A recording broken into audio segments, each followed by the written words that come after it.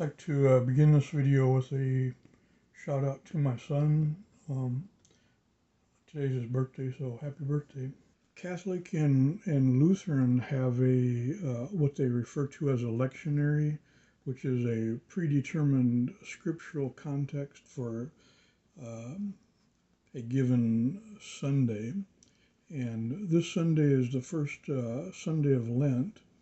And of course, Lent is a season of consideration of fasting as Lent season grows closer toward Easter.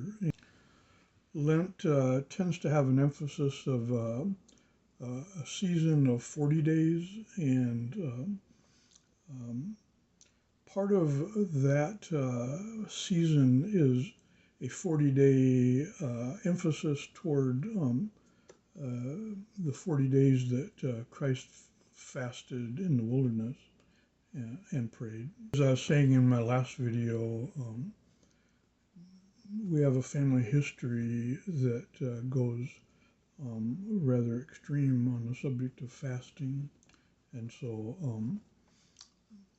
the subject of Christ fasting becomes rather easy to personalize without airing too much of family dirty laundry, which would not be a gift to my son on his birthday. So I'll tiptoe on it and instead clarify that there came a time in my wife and I's marriage that, well, because of my sin, I wanted to address marital counseling, and my wife wouldn't choose counseling, and so alternatively, I began to pray and fast for a prayer that she would choose, and she never did, and I kept fasting, and then she divorced me.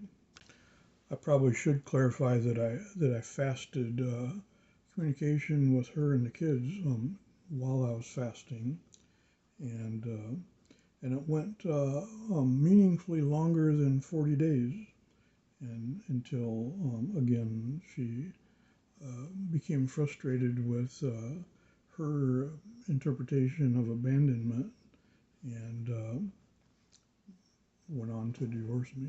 And as prayer and fasting would be, I've never let go of praying for reconciliation. And that's been a 31-year prayer. As I turn to the scriptural readings on Christ's time of prayer and fasting, essentially it began immediately after he was baptized, which is rather ironic timing based on, ironically, the closer you get in obedience to God, the more Satan wants to show up and take you off into the wilderness and tempt you. I might add that there is meant to be a meaningful emphasis on the temptation, Christ being tempted in the wilderness. He reached a measure of weakened state after 40 days, really right after baptism, or obedience to God's will. Most people don't want to receive Christ's flesh and the fact that he struggled in his flesh, because everybody wants to receive how wonderfully powerfully strong and pure he was, but he clarifies that when it comes time to partake of the bread he wants you to receive his flesh as the bread, and in the flesh it's acknowledging that he did not have an easy time of it.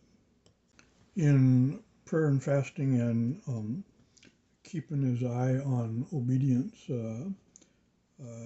there came a time when Satan found him at his weakest point in the fast and sought to tempt him with the fact that he was fasted 40 days for one thing and was rather needful of food, so he brought a stone to him and says, if you truly be the Son of God, then turn this stone into bread. Personally, I like Christ's response quoted in Matthew 4, verse 4. It is written, man shall not live by bread alone, but by every word that proceedeth out of the mouth of God. There's a little bit of a distinction there, as in Luke it says the Word of God, which of course the whole Bible is the Word of God, but the mouth of God can be suggested to be that which Christ received from God, and there's a distinction. Yet prayerfully, it's reasonable to consider that how much emphasis that Christ put into ministry and outreach to address marriage, divorce, and remarriage, and the hard hearts that have a need to enter into free will and disobey God's instruction.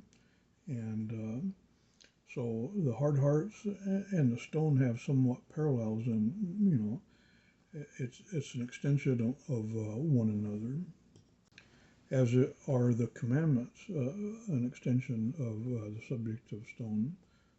Written into stone is the commandments. Now, if you be the Son of Man, turn all that stone stuff into bread. And of course, the bread of communion is one of the callings that Christ has for you.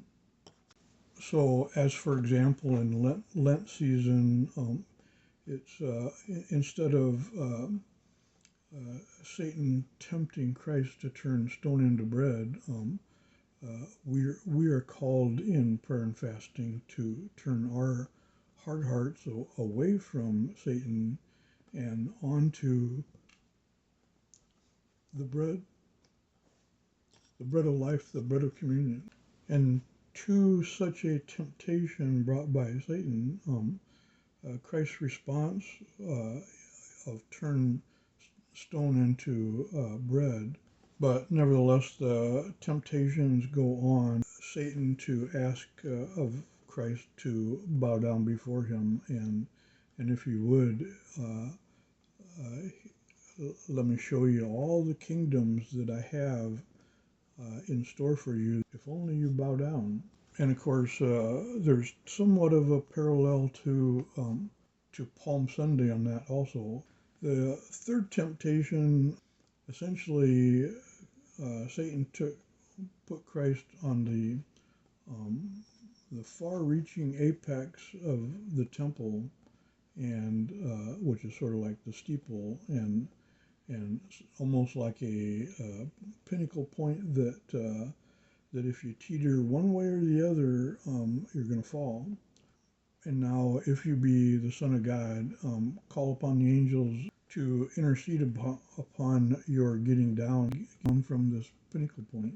Christ's response to Satan, and the response was, and it is said, thou shalt not tempt the Lord thy God.